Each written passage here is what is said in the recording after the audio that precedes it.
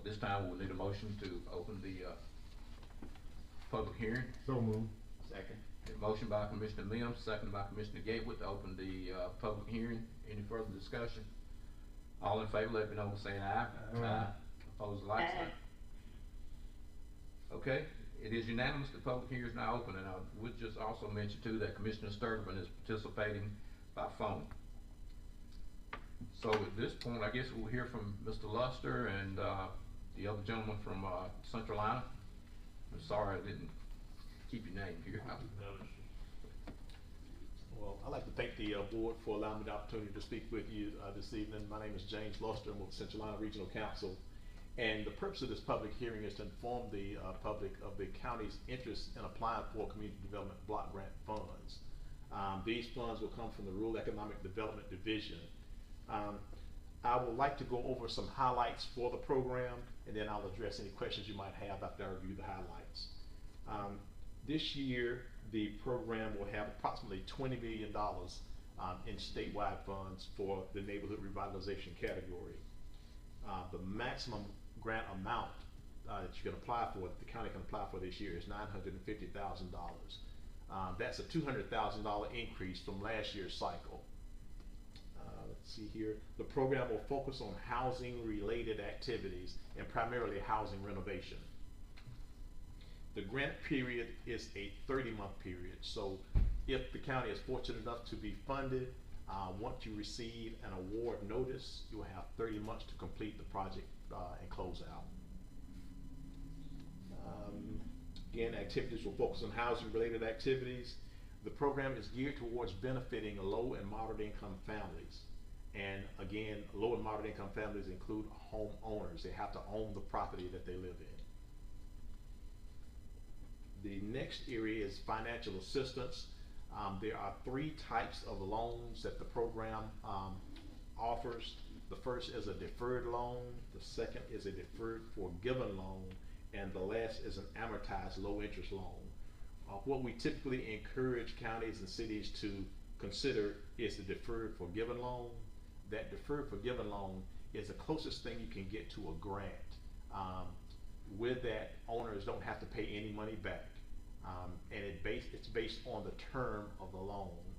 Those terms vary anywhere from 6 to 8 years, depending on the amount of funds that are used to revitalize that home.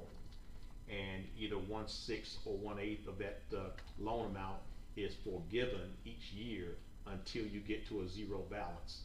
So even though they call it a loan, it's really a grant as long as the homeowners stay in the property and maintain it. At the end of that term, they have a zero balance and no payments are required from the homeowners. The next is the state also requires what they call a note and deed of trust to secure those funds.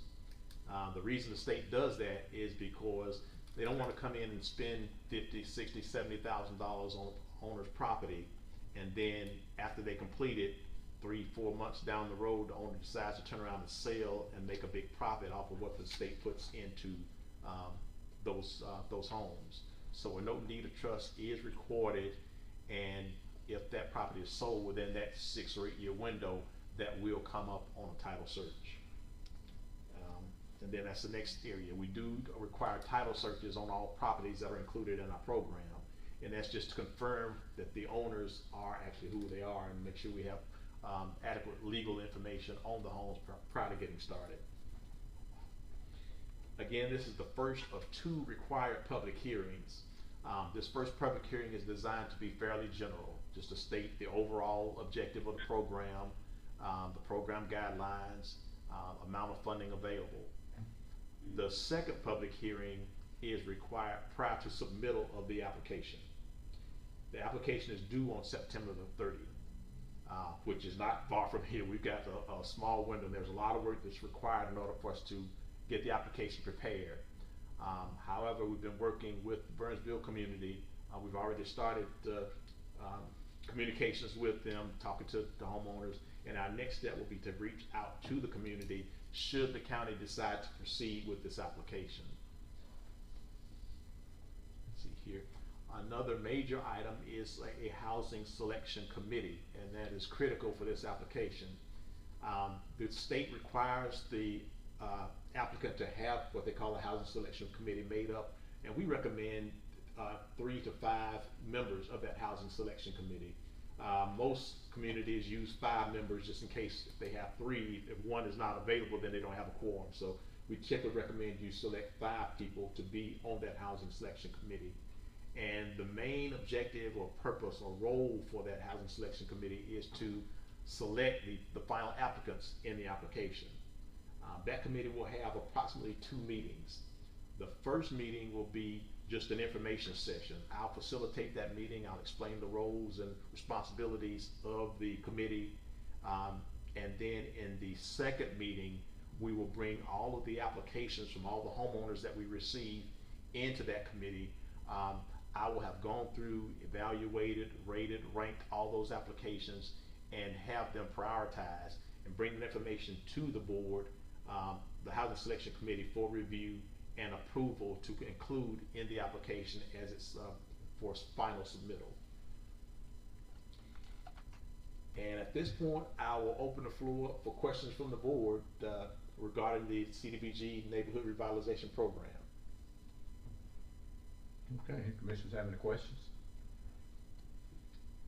I think we'd be mostly concerned for the deferred forgiven loan portion. Is that the approach we would take to know that we're going for that? We would need to know if that's the approach that the county would like to use, because that information has been included in your application. Yes. When the state reviews it, they'll look at what type of loan the county prefers, and we always recommend that deferred because then owners don't have to make any payments. And again, we're dealing with low income individuals. Good. So that's the reason we strongly recommend that. Okay. So is there going to be a certain income qualification for these people to get approved? Very good question, and it is, and I'll go over those if you have a moment. I'll kind of go over the highlights of the incomes, and bear with me because we deal with a lot of different areas and the incomes are different for each county. But for Anson County, a 1-person household is the maximum amount you can make, and this starts at 80% of the median family income for the county. Anson's median family income is $56,900.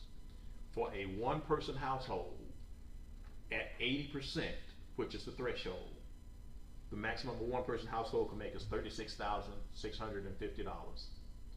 Now, keep in mind, these are competitive applications.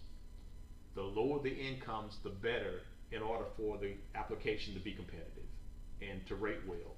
So just because a person meets that 80% $36,000 threshold for a 1-person household, those are typically not the income levels that we like to include in the application because we want it to be competitive.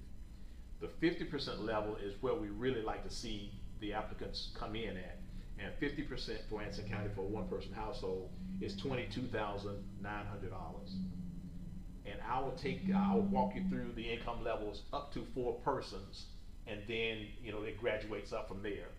But for a 2-person household, at 80%, which is the threshold, $41,850 is the income limit, and again, that's 80%. The threshold that we like to see the applications come in at for a 2-person household is $26,200. What was the first number on the 240 what? For the 2-person household at 80%, the threshold is $41,850. You qualify if your income is less than $41,850. Where we like to see it come in at is at $26,200 at 50% of the median family income. At 3-person household, the 80% threshold is $47,100. The 50% threshold for 3 persons is $29,450.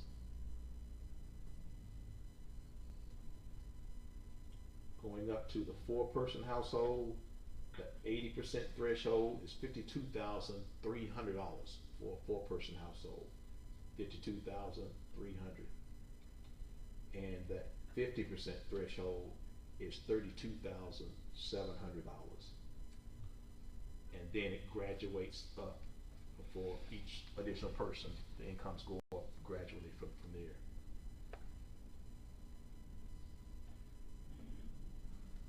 Mr. Luster, the, median household income, you said was 56, what now? $56,900. $900, and I'm thinking that's high. I didn't believe Anson County's median household income was that high. Well, I was surprised too, Mr. Woodburn, Commissioner Whitmer, I was surprised to see that number as well. Seemed like the last number I saw was either 36 or 39, because I mean, that 50, well, Union County's like almost 60,000. But I'd like to make sure that that number's actually right, because that doesn't sound right to me. Yeah, and that number comes from the HUD income guidelines, for FY22. And that's what's currently listed on HUD's website for Anson County. And that's what you have to go by. And that's what we have to go by. I pulled these numbers, Monday morning, so it's current. Well, I would like to ask you to double check them. Okay, Just to be I'll sure, double because check. I agree, it seems awful high for Anson County. But And actually, excuse me, Commissioner Gay, go ahead. no, I'm fine.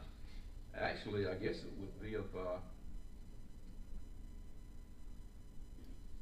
benefit, because with these numbers, everybody's gonna make a lot less than what's here, so. I was gonna make that point. The higher it is, the better it is for the Yeah. county, because you have a lot more people that will qualify. Yeah, so, You have a lot more people to qualify, so it's not a bad thing for this application purpose anyway. Yeah, for that, I'll just leave it like it is.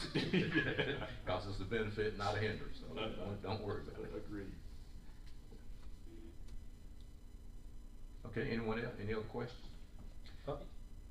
I was just gonna clarify on the reason, which we already talked about, the county would be making this motion if we were to do so, rather than a municipality, which you already know Burnsville is not a true municipality, so we're actually using the fire district map to delineate the area, so, I think everybody knew that, but just in case.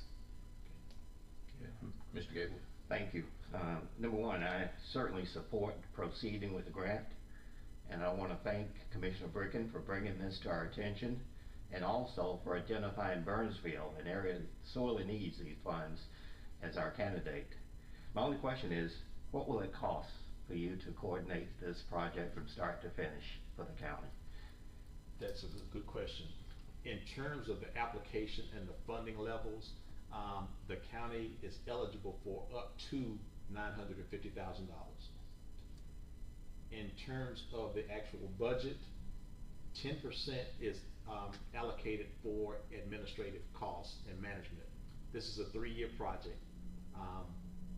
You will likely receive an award notice November, December, and that it just depends on the state. They'll review the applications, and sometimes it takes a while, but November, December is typically the award time frame. Once you get that award letter, that's the date that your program actually starts. And you'll have 30 months from that time frame to complete your activities. Then they give you a six-month period following closeout for any follow-up items that might be needed. So you're looking really at a 3-year period. And the total cost, $9,500. $950,000 is the grant amount. Right. 10% is allowed for admin costs. And in terms of actual writing the application, there's a $3,500 fee from Central Line to prepare the application itself. And I think you guys may have received a proposal by now from Central Line to write that application. Thank you. Any other questions? I guess just as a point of information or order, nobody has signed up, and as we can see, nobody's here for the public hearing, so we're in for right now. Would this be the appropriate time to make the motion to proceed? We gotta come out of the public hearing first, we gotta close the public hearing. Make a motion that we close the public hearing. Second. You'll have a motion from Commissioner Gatewood, seconded by Commissioner Mims, to close the public hearing. Any further discussion? All in favor, let it be known by saying aye. Aye. Opposed, like sign. Thank you, Commissioner Sturgeon. It is unanimous, the public hearing is closed. So what's the pleasure of the board? Make a motion that we would proceed using the deferred forgiven loan as our criteria. Second. Second. Okay, we have a motion by Commissioner Bricken to proceed with the deferred forgiven loan for the Community Development Block Grant, seconded by Commissioner Mims, Commissioner Gatewood, and Commissioner Sturgeon. Any further discussion? All in favor, let it be known by saying aye. Aye. Opposed, like sign. It is unanimous. The, community development block grant is approved. Proceeding with the deferred, forgiven loan, process. And I'd like to thank Mr. Luster for such short notice. He's met with me in Morven, and we've met last night again when they had the Ansville meeting, and he's spending a lot of time trying to get this done, and I really appreciate that. Okay. Thank you all. Thank you, and I do wanna say also, I wanna thank Commissioner Bricken for his support of this program and bringing it to the attention of the county and standing behind Central Line and supporting us in the process. Thank you. Okay, all right. Okay, the, second item of business is a, request actually from the, Waysboro Rotary Club, and I think everybody's got a copy of this. Waysboro Rotary Club will be celebrating 95 years, on September the 2nd, and they're asking for a proclamation to that effect from the Anson County Board of Commissioners, and that's what you have in front of you. Make a motion that we approve the Rotary International Proclamation. Second. I second it. We have a motion from Commissioner Gatewood, seconded by Commissioner Mills, Commissioner Sturman, that we approve the Rotary International Proclamation. Any further discussion? All in favor, let it be known by saying aye. Aye. Opposed, like sign. Motion carried, it is unanimous. The Rotary International Proclamation is approved. Thank you.